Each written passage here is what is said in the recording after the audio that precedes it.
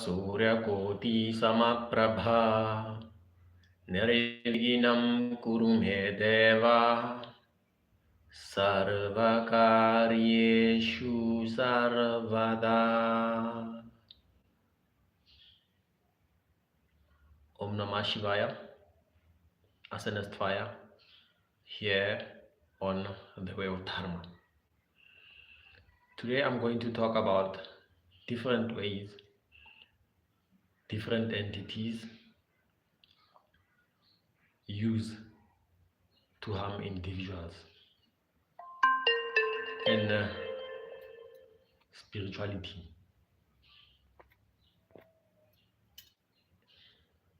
So if you are new to the way of Dharma is a channel where we talk about different spiritual systems and occult systems from the Western esoteric systems of practice, Eastern traditions, or the Oriental traditions of occultism, also known as Dharma.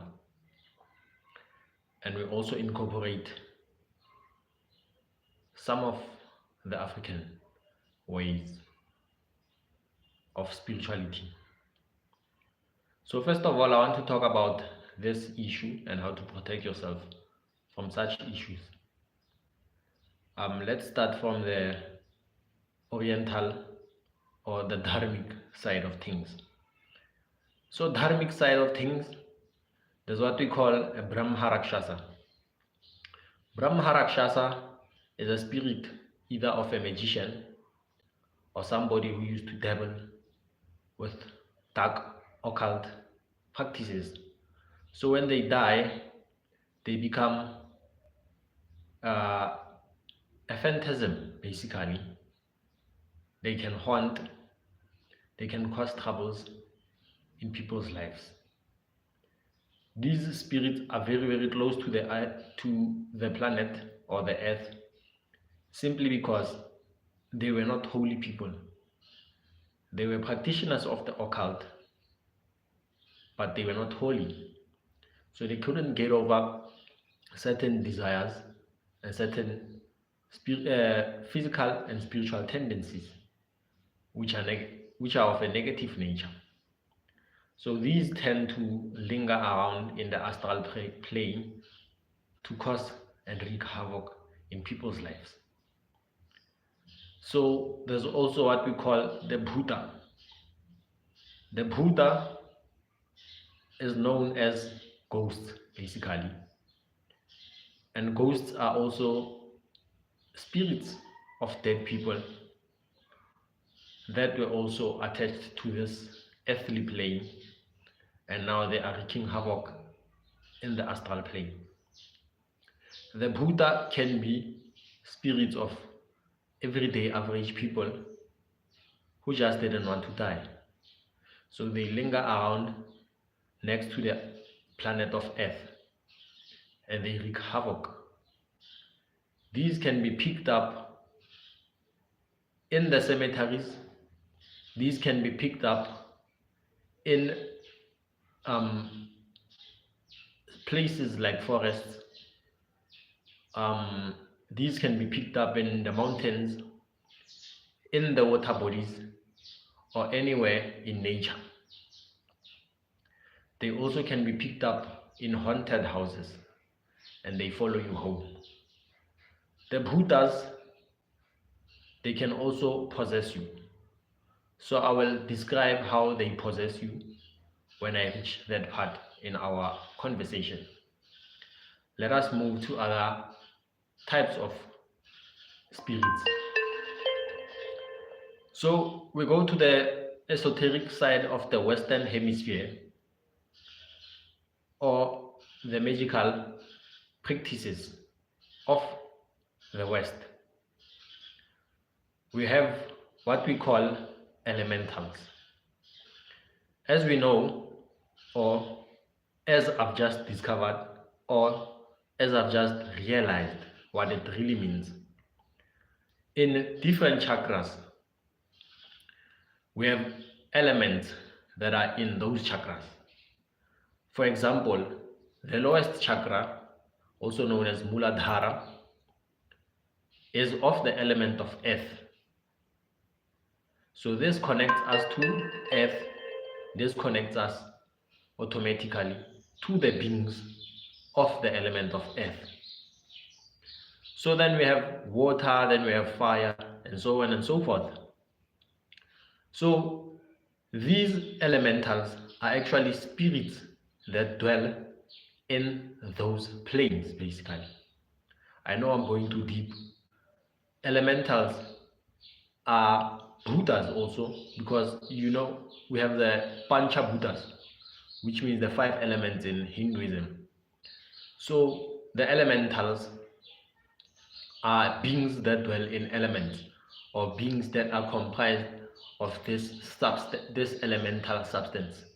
Spirits that come from different elements. We have spirits of the water element, we have spirits of the air element, we have also salamanders of the fire element, and then we have gnomes and such the element of earth.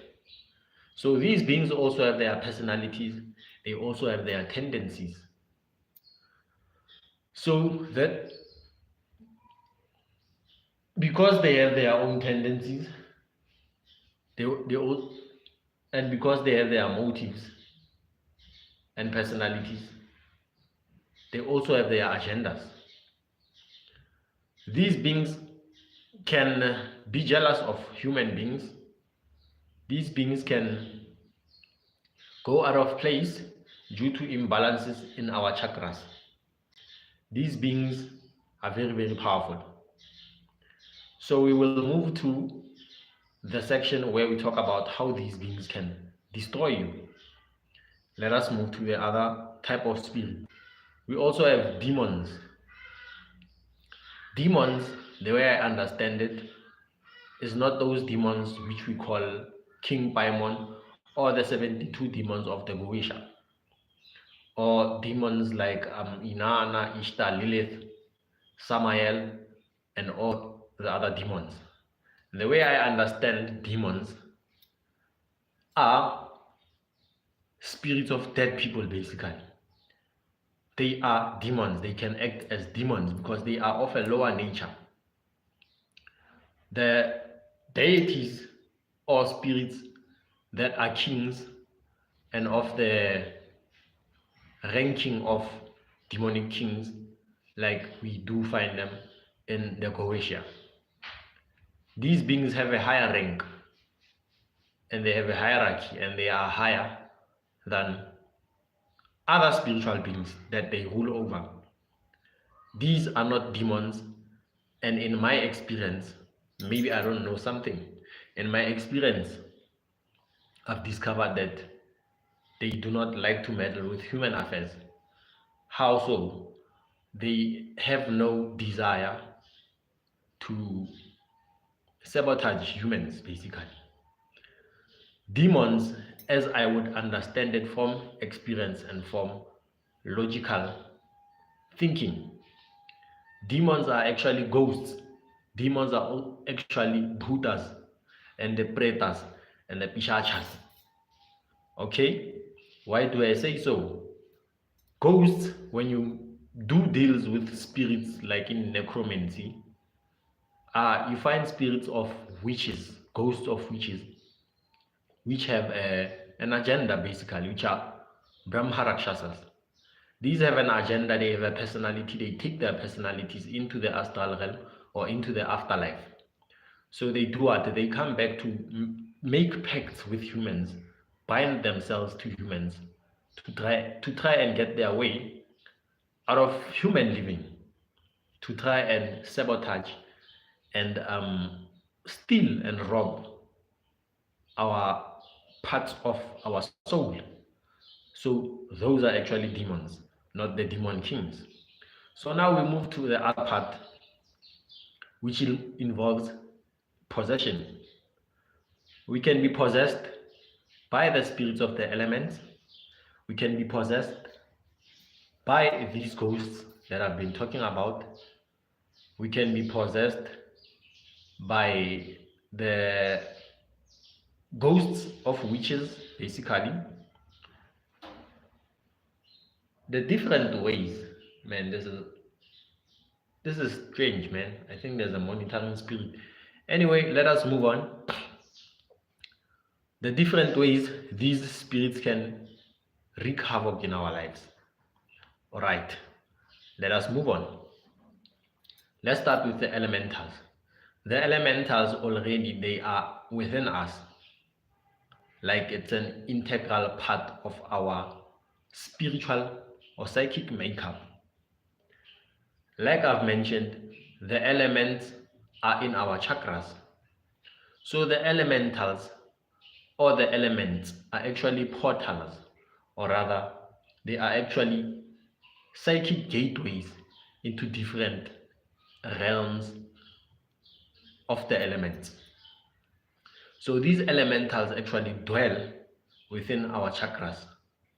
When a chakra is malfunctioning, let's say maybe you crave a lot of sex, your chakra of the Swadhisthana or second chakra is either blocked or is having an imbalance.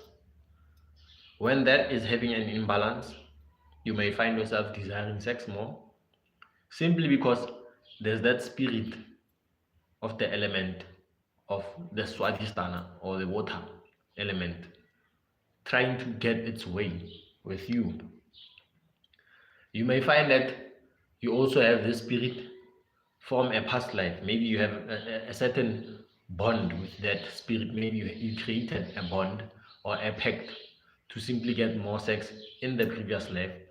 So now it has bounded you or bounded onto your chakra and resides onto your chakra and is causing troubles in your present life, or simply your mental tendencies invited that thing when there was a weakness in your chakra. It was to dwell there and to use you as its vehicle to experience life, because they want to come to earth and become humans or become human-like. The other being that I didn't talk about are the larvas. Larvas is Larvae, the larva. Similar to the larva, like maggots, those worms. Yes, the larvae or larvae, plural of larva. So these larvas are actually thought forms, or rather impressions created by our thinking habits. They take a certain form each time you do a certain habit, perpetuate and live a certain way. They grow and become powerful entities that can further coerce you into doing their will. Anyway, let us move. We also have ghosts. Ghosts can ruin your life. How? They can attach to you through a psychic cord, maybe through a certain chakra. Suppose maybe you got this entity from a tavern, basically, or a drinking shibin. I don't know what you call it in your country, but anywhere where there's many other people drinking alcohol, and then you are involved with those people. So you may find that it attaches to you. Suppose maybe you are somebody who's angry. Maybe it might attach to you through the chakra of the heart, because you are very, very angry and you can't control your anger. So there's a gateway and there's a cord that binds you, almost like a soul tie, binding you to that spiritual being because of alcohol and because of roaming around in places that are not conducive to your spiritual growth. So these spirits, they latch on to you and then they are bound to you till you do a certain cleansing. You will be under the influence of that spirit. Anyway, let us move to another way of the way these spirits can ruin your life or ruin your spiritual journey. Another way is through possession. Possession, when an entity lives inside of your psychic makeup and has control over certain parts of your spiritual life, of your body, of your tendencies, of your body. These spirits, they possess you and inhabit you, or find a habitat. I'm speaking natural science now. They find a habitat in you and they dwell in you. These spirits, most of the time, they find a weakness in your aura and then they latch and they possess you. Because when you have a powerful aura, simply by approaching you, they will ban. So yes, the ghosts, that's how they possess you. Another way, which is very, very common in South Africa, or rather also in the Western Hemisphere, or in Africa. A person, a wizard or a witch or a sorcerer, let's say a sorcerer, may go to the graveyard or gravesite, conjure a spirit, and ask it to possess you. In South Africa, we call that spirit an animal, or rather islwani, or rather phoofolo, or rather, I don't want to say stotzela or zombie, because that's another thing. So this spirit is being sent by a wizard or a witch to possess you. You understand? They get it from the cemetery, they possess you. These further become what we call spiritual husbands. Another way of spiritual husbands is if you had a lover from a previous life or from the past in the current life that doesn't want to let go of you. You find that the person dies and then their spirit lingers and torments you in your life, or a spiritual wife. Anyway, yes. So elementals, ghosts, and lava are different spirits that can harm you. You understand? These ghost spirits are the ghosts which you find in the Goetia mentioned as legion. And I find this ironic because in the Pirates of the Caribbean, Dead Man's Chest, there's a part where Jack Sparrow needs to pay Davy Jones, and he ends up negotiating with him, finding, I think, 99 souls to pay for his debt. People like Davy Jones from the Pirates of the Caribbean are either demon kings in the spiritual realm, or they can also be sorcerers, capturing spirits of people simply to use them to enrich other people and further capture their souls when they die, or capture their spirits when they die, and they make them to work for them. There's a very, very big church. I don't want to speak out its name because they might jujufy me. There's a very, very big church in South Africa, has followers all over the country. It was started by a very, very powerful sorcerer who was also making pacts with the white people, or the Afrikaners, the Boers, to sell the people out to slavery, spiritually sell them so they can colonize us, so they can take our minerals and own South Africa. But this was done spiritually. And they also sold us out to these elementals, or rather these nagas, which are called snake beings in India, Nagas. As you know, in India, Nagas are actually in control of all of the wealth in the world.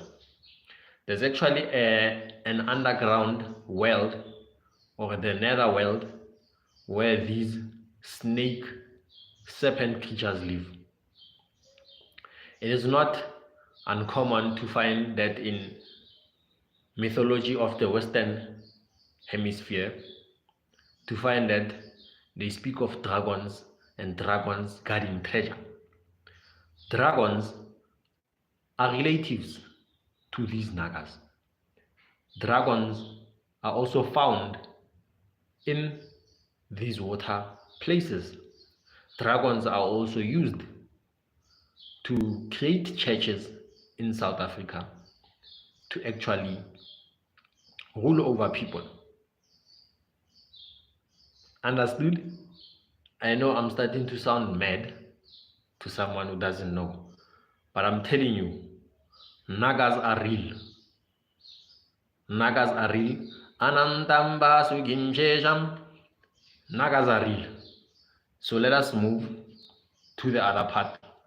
If you have a weak aura, these spirits can possess you, the ghosts that I was speaking about. Wizards can also send ghosts to come and possess you, to ruin your life. Other ways that magicians or wizards can ruin your life, or sorcerers, let's say sorcerers can ruin your life, is to place something in your aura. There's nothing in the aura that won't manifest in the physical. The aura is nothing but the reflections of your thinking habits projected outwards. May I go repeat that? No. I'm saying the aura is nothing but your thinking patterns and your thinking habits, your sanskar, projected outwards.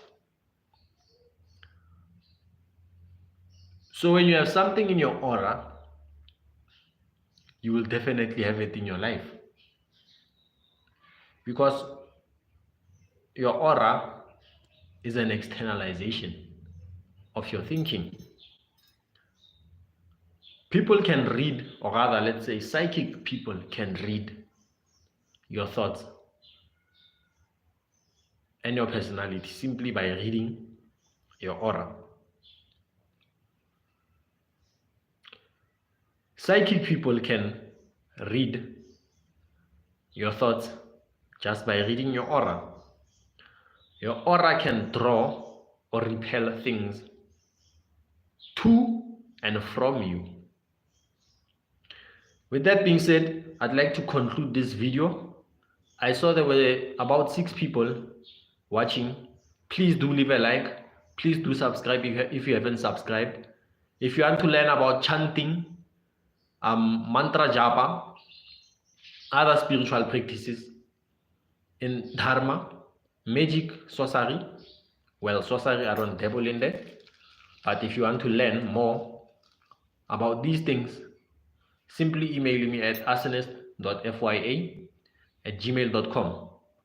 If you want to have a numerology reading where I use numbers in your date of birth to determine your life, to determine your character and your destiny, simply email me at arsonist.fya@gmail.com. If you want to support the web Dharma 108, simply send a PayPal to @Mos Fear Spirituality. It's ARTMOSFEAR Spirituality. Or you can use the email arsonist.fya@gmail.com. Om Namah Shivaya.